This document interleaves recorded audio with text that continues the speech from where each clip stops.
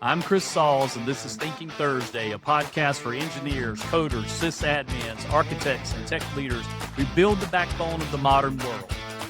This is for those who think in systems, dream in frameworks, and lead with curiosity. We don't just adapt to disruption, we anticipate it. We architect the future, even when the rest of the world doesn't understand what we're building. We're the ones who stay up late refactoring the solution because good enough never sits right. We are allergic to mediocrity, restless with routine, and wired for iteration, impact, and innovation. We aren't just surviving the AI wave, we're riding it, reimagining our careers, rewriting our companies, and re-engineering what leadership looks like in the world of layoffs, lean teams, and limitless change. Sure, we've been burned by broken systems, bad bosses, and bureaucracy masquerading as process, but we don't stop because we know something others don't. Every problem is solvable. Every system can scale. Every setback is a signal. While most are stuck obeying outdated org charts and titles, we lead from anywhere, from the code base, from the cloud, from the crisis. We are the self-leading, systems-thinking, impact-driven architects of what's coming next. And we don't wait for permission, we build it anyway. This is Thinking Thursday for the tech minds who lead with heart, grow through change, and never stop thinking. Welcome, everybody. It is Thinking Thursday with Chris Sauls. I am your host, and we're on episode 15. It has been a bit. So today's topic is a hot topic for me. I think it's a hot topic for a lot of tech employees. Return to the office.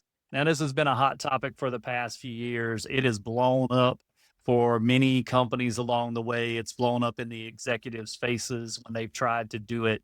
It has definitely created some controversy, and I am going to dig into it today from why is it so important to return to the office.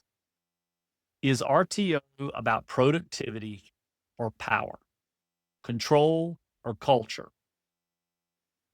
Now, we're going to dig into that with who's making the call. Those that are making the call right now are CEOs, CFOs, COOs, Chief People Officers. Now, I'm going to give you a few statistics and demographics on them. They're people my age, a little older than me. They're Gen Xers, they're boomers, Ivy League, MBA backgrounds.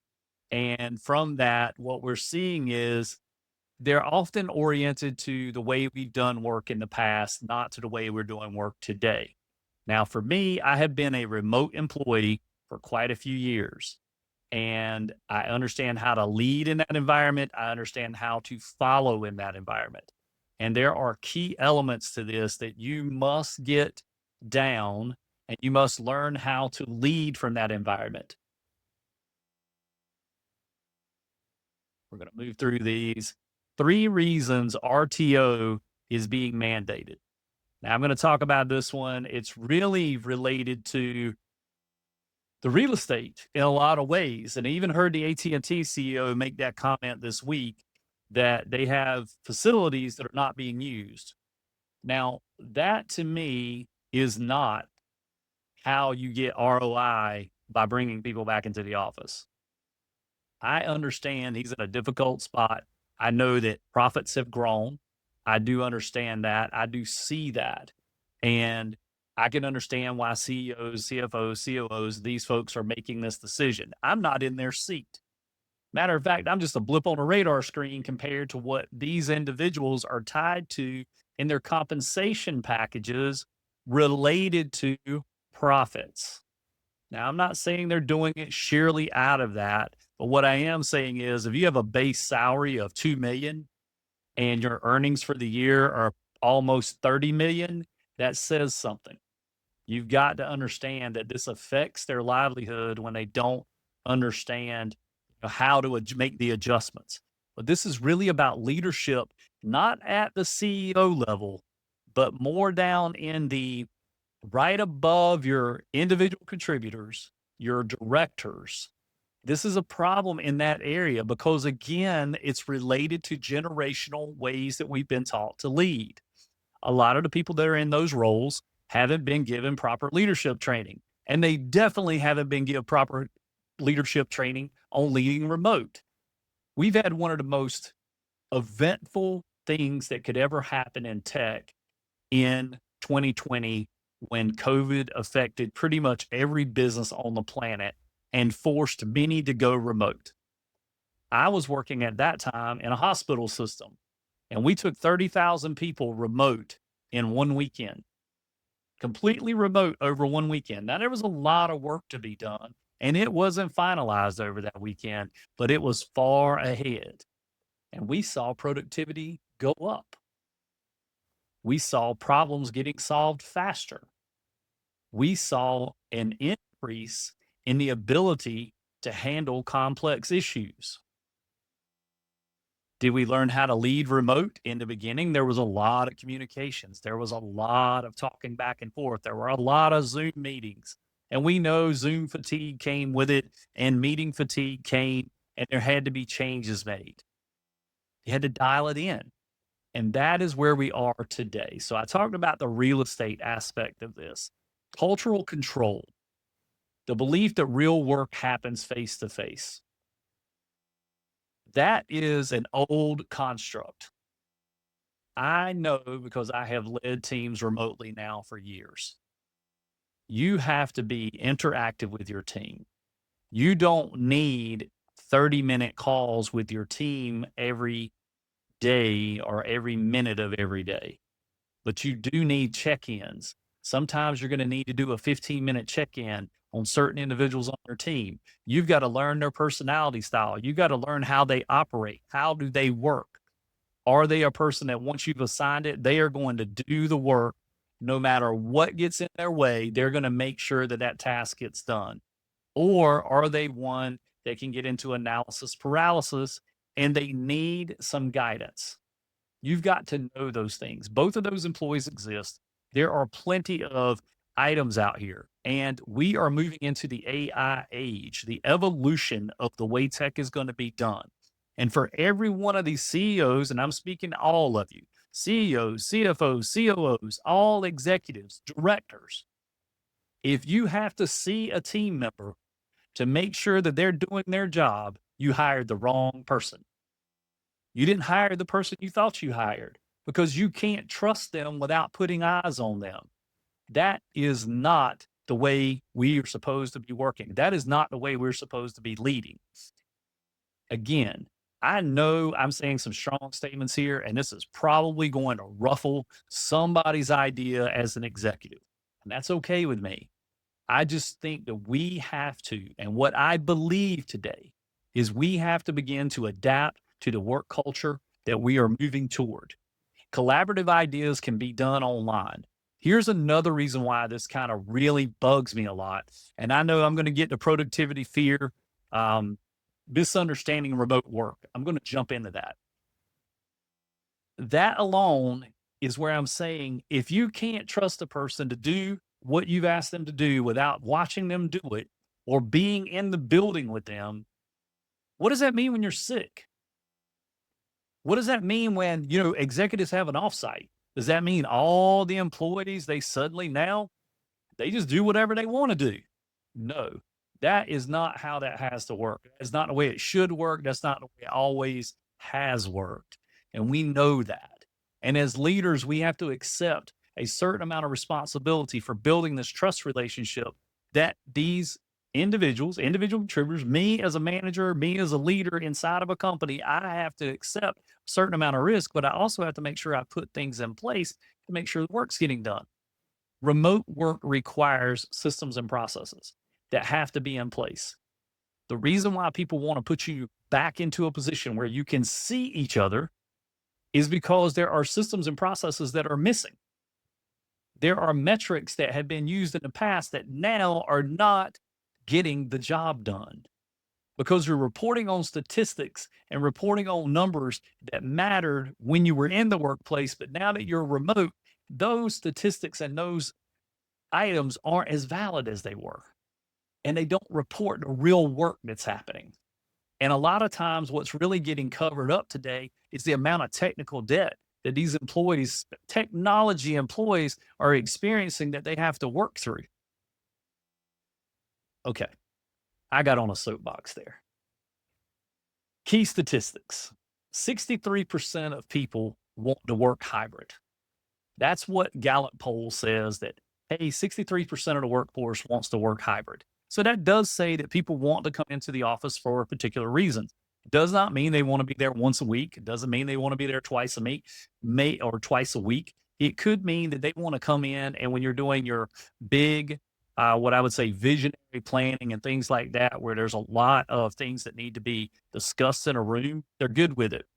But outside of that, just getting the work done, I don't need to be partnered up with Bob, Jack, and Jane over here.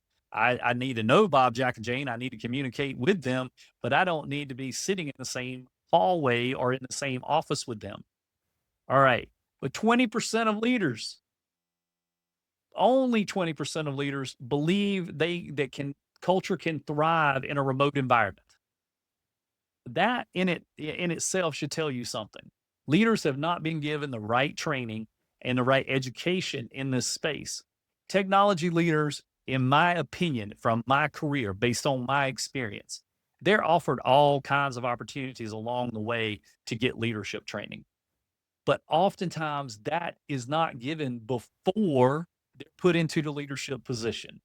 And once they're in the leadership position, it's hard to pull them back into a ton of leadership training to adapt them, because they're already fighting the fires from being there and, honestly, trying to survive and not get put down on a bad review.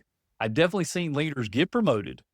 They're one of your best technology staff you got. They're your best software developer. They're your best DevOps person. They get promoted, put into leadership. 3 months, 6 months down the road, they're getting a performance review, and now they've got a crappy performance review. Why? Because now they're dealing with a whole different set of skills that they have never worked on, but they've spent 10 years, 5 years, 10 years, 15 years honing those technology skills, but they've never been given the opportunity for the leadership skills. It is a tragedy. I mean, it is truly one of the things that drives me bonkers, that we expect those things to happen and we don't put the things in place. We don't set them up for success. All right. Talked about productivity self-ratings remain high. Now, that tells you that the employees think they're doing the right things. And if that's the case, then what's missing? Where are the systems and processes broken at? People want hybrid work. Managers, leaders, only 20% believe that the culture can work remote. But the individuals working remote today believe that they are getting a lot done. Somewhere the numbers don't match. Let's just dig in on that. Okay. The psychology behind return to the office. Did a lot of research and digging on this and looking at the personality, but looking at the people that are in these roles. Driven by fear, not function. They don't believe that the productivity is there because they have ambiguity. There's ambiguity. There is a filter. There's a lens that they can't see through with this remote work. And they believe by putting eyes on the people that they're going to be able to understand it better. I can promise you systems and processes are going to come to play. That is what's going to happen. Bring them back in the office. Now suddenly you're going to put the old systems and processes in place that drive productivity. And I know I heard one of the statements was, well, performance will rise. Look, guys, if you make somebody drive, now they've lost out, they don't have to drive today. They don't have that 30-minute commute in, or maybe now even a 1-hour commute in, and they don't have to do that. And now you make them drive. They show up to the office. They have meetings that can be had via another medium, such as Zoom or Teams meeting, and they do that more often every day. It is not going to take long before they're going to be like, why am I driving to the office? You've got to understand that if you're just putting them in a room to be in the same meeting, to do the same thing, and all you've done is change the location of it, are you driving productivity? No, you're not. You just didn't learn how to collaborate while you were remote. You didn't take the time to put in the systems and processes to do that. Now, we have all had the best opportunity in our lifetime to transform how we do work today, where we work from and how we work. There is nothing we can't say that we've not been given the opportunity. Not every company capitalized on it. I worked for a company in the past 3 years that absolutely embraced it from day one, went remote, and they don't have offices anymore. They've got a couple, they've got a small footprint. They reduced their footprint and they went remote, and they're a remote first workforce, and they're $1 billion company. So do not tell me that it cannot be done. It can be done. You've got to want it, and you've got to want to lead from a different place. So for all of you that are talking about that this needs to be a forced return to the office, I know many of them have done it. Everybody, big tech giants have done it, all of them. I'm going to tell you on the back end of that, watch for the reduction in force. Look at what the attrition's done. Some of them wanted to shore up their workforce. They've definitely done it. They didn't keep all their best engineers. They didn't keep all of their best staff, because their best staff, if that's the function that they wanted, went and found it other places. Now, I know it's a difficult decision as a CEO, COO, CFO, anybody in those positions that have to sit down in these meetings and make these types of decisions. You got boards, you got everybody else pushing on you, you got the stock market. Everything is pushing on you to make profits happen. But I want you to think about the long term. Are you setting your company up for success? Is that really what's going on? All right. It's driven by fear, not function. Routine and ritual, agility. Guys, look, what are you going to do about your remote workforce where you need to hire more people, but you don't have the talent in your area? Now you can't hire remote. Or say there's somebody you want to have an offshore team or you want to have a nearshore team. Well, they're going to be remote. Are you losing out on great talent because you decide to do a return to the office? Are you going to turn away these opportunities in these other countries and these other locations where you could have great engineers that are just sitting there? The other thing is, are we really helping them in their ability to have better opportunities for work? I mean, there's a lot going on there. Visibility is a control illusion. Again, I've already touched on that, went way out there in left field on it. The simple fact is being able to see somebody and making sure they're doing work says that there's not enough trust. There's also not the correct expectation set. All of these things are stuff that I have seen in my career, and it is no doubt. What do you do with a sales team when they travel? They're out there selling. They're out there meeting with clients. You're not there in the room with them every day. So if they're out selling and they're meeting with clients, or better yet, say they're doing it via Zoom or via remote, and they're still selling and their numbers are good, do they really need to be in an office? I don't know. I just know that for me, I don't know the answer to that question for every company. But what I do know is remote work can occur for most roles. Not all roles. There are some roles that, yes, being in the office, having that ability. I've got another one that comes up. If you're hiring fresh out of college, new graduates, there probably needs to be some amount of time to set them into the processes and systems. They may need an office in the beginning to get into the routine. They might need that to be mentored. They might need that to be coached. They may need that face to face because they've had it for years. Now, a lot of students today have gone to school remote. So the question is, do you really need to be there? Again, visibility equals a control illusion. Let's just move on from there. All right. What I believe you should do. Now, this is what I believe. You don't have to do this. I wanted to say what I believe. What I wanted to say was what you should do. But what I believe you should do, measure outcomes, not presence. Set up the systems and processes. Give people the work to do. Make sure that they know they have to collaborate. They have to work together. Make sure that they understand those things. Once they've done that, begin to build it out. Build in hybrid systems. Think about it. Maybe twice a year, maybe you need to have certain teams come together to make sure that you're not off track, or better yet, you got some big initiative going. Maybe you need a week on site. Okay. I think most people are up for that. And the other thing is, if you get rid of some of the real estate, wouldn't the travel be easy? Wouldn't it be simple? Communicating up and down. It needs to be communicate up and down, left and right. It needs to be a 360 degree communications loop. Every single day you should be communicating, work day, communicating together to make sure that things are getting done. The right things are getting done at the right time. It's absolutely imperative that we do that. All right, lead from anywhere. I absolutely believe you can lead from anywhere. There is not one time in my career do I believe that a person could not lead from anywhere. I was in the military. I can promise you, I have seen commanders lead via radio way away from where everything is happening because they have to be somewhere else at another headquarters, but they're still leading everything via radio, via verbal communications. I mean, I was in the military, I had a fax machine in my vehicle. So I know you can lead from anywhere. We have to work on this. We have to work on this in our culture. We've got to work on this with our employees. Remote work is not going away.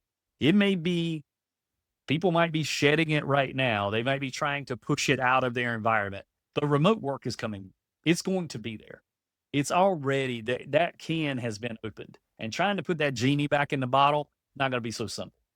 You may get it done. You may do it. You may have a big attrition, but there's going to come a moment where the employee base you want, they're not going to want to be in the office. This is technology based, guys, just so I make sure I clear that. All right, moving into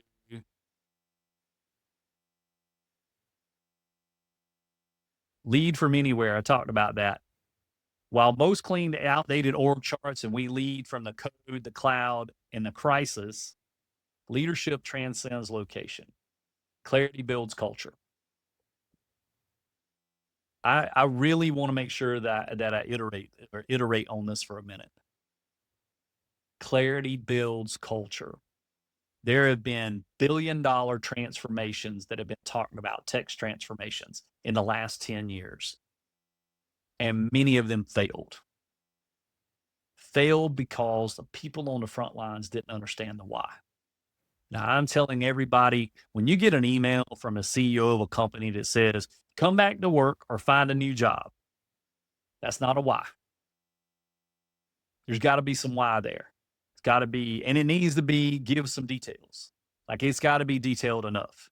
If you don't give them the why and you do that, you're going to bring back resentful employees. They're going to work. They're going to do the job, but it's not going to be pleasant, and they're not going to be happy. And if it's based on engagement scores is what you're trying to drive up, the engagement scores will go up, but it will not take long for them to balance back out. If the culture is messed up and you're not working on that, you've got to work on the culture, and the clarity within that culture has got to be there. You got to be transparent. You got to give the message. All right. Let's see where we're at here. Takeaways. Fear. Data in many RTO moves. There is a fear base built around the return to office.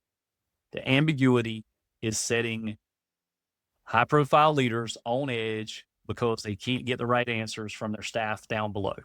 They don't have the right metrics. So they're fighting a battle that they don't understand because they can't see where the problem's at. Habits, evidence, and decision making. If you look at these things, if you look at the habits, most of these leaders are in an age group in a place where remote work was not the way that they learned or understood how to lead. They were not led by people that led remote. So they don't have in their bag the skills, the pieces that they need to understand how to put in the systems and processes for this. That is a place where there's an opportunity to step back and just be honest and say, I don't know how to do this, and I don't know the metrics that are required. Who can help me? Bring your leaders together, work on that. High performance equals systems plus flexibility. Absolutely. I have had some of the best performers on my teams that were given the opportunity to work remote, and their productivity rose. In almost every case, there were things I had to know. How does this person like to communicate? What's their preferred way of doing their work?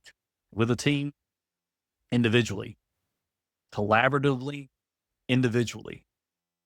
Are they able to cross team collaborate? Do they have a peer? Have you created a peer network? All of these things you have to look into and you have to know. These aren't things that you can just bypass. Matter of fact, when you're in the office, these things come a little bit more naturally, but those processes exist. Why? Because they can run down the hallway and knock on the door. But does that make it efficient? No, it doesn't. Creates disruption. That's where you get these things, what we used to call drive-by tasking. Somebody walking down the hallway decides, oh, I need to go over and see John. They go to see John, and the next thing John knows, he's got 5 other tasks that he didn't have. And now he needs to report that up to whomever he works for to make sure that they know that these tasks came his way because it was the director and the manager knows nothing of it. Again, got to think about this. All right, last piece, call to action. DM me your return to office story. Send me some stories about return to office. Pros and cons. Guys, look, I know there are some pros for going back to the office, but for many technology workers, there's not as many pros as there are cons. Just not. Just doesn't exist there. Been there, tried it, done both, and know that it's not there. Do you need a hybrid leadership roadmap? If you do, DM me on that. I definitely can help you with the remote leadership training, with the remote leadership philosophy, and even at a high level to work with you on a vision. If you do want to return to office, how can you implement that with the giving the right story of the why? And I mean the right story, the real story, like painting the picture for what it's going to do and what are the things that are going to make their lives better. My ask today is subscribe to Thinking Thursday with Chris Sauls. I'm not normally this revved up about a topic, but this return to the office topic, it makes me understand that every leadership lesson that I've learned in 3 decades of being in technology, each and every time it's about change. And the majority of people on this planet do not like change. And this shows in my age group and up even more than it does in the younger generations. And we have to start thinking differently because AI evolution is occurring. It is occurring now. It is moving. It is moving at a pace that we've never seen. That's also creating some ambiguity within the marketplace for technology companies. Don't lose sight of the peace of your employees. Employees that are well taken care of, that are listened to, that are also not catered to, but employees that are listened to, that are informed, that have clarity. They will follow you. They will do the things that you want. They will be your best performers. Last statement on performance. If you put 10 high performers together, it's like building a dream team. And if you don't think that's going to be a problem, you've got something else to think about. Because when you put 10 of your top people in the same room and you make them work together, there's going to be a lot of strife because everybody wants to be in charge. Everybody wants to do everything. You need high performance, but what you really need is the best performance that the people can give you in that team. They may be a high performer in a particular area, but they may not outperform your top. And it takes all types to make it go, to make it all work together. You need those that want to stabilize, those that want to maintain, and you need those that want to carve out the future. Don't get blindsided because you don't have the metrics right now or something's happening that you can't understand because there's ambiguity. Dig into it. Find out what the answers are. Build the systems and processes that will get you there. All right, this has been Thinking Thursday with Chris Sauls. Have a wonderful week, and we will get back to this again next week.